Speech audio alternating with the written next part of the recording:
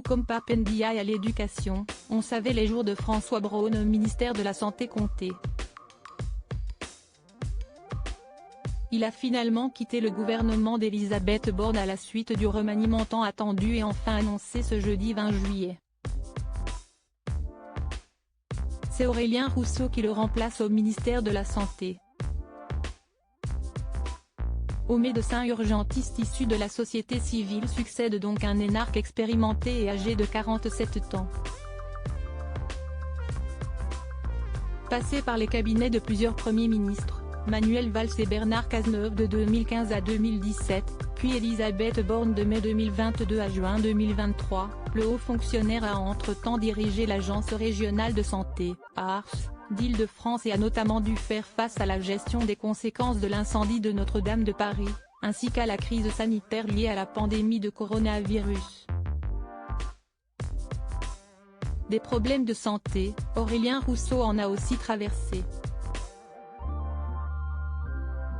Il a notamment été atteint du syndrome de Guillain-Barré, une affection potentiellement mortelle du système immunitaire qui attaque le système nerveux à la suite d'une infection.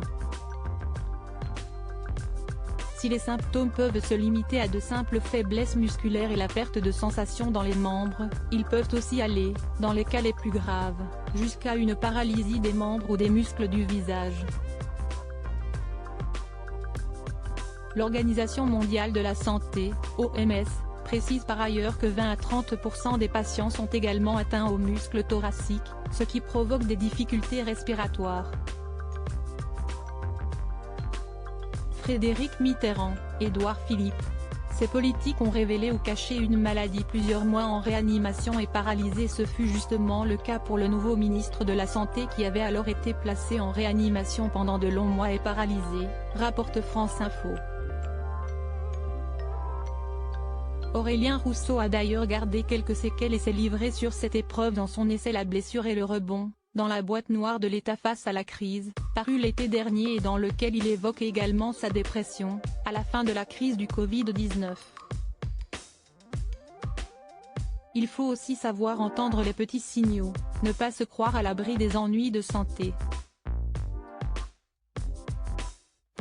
On se croit souvent plus fort ou on veut tenir au nom de l'intérêt supérieur de la mission mais ce n'est pas toujours possible, avait-il notamment admis dans un mail interne, annonçant son départ de l'ARS, dont le Parisien se faisait alors l'écho. Article écrit en collaboration avec 6 Médias.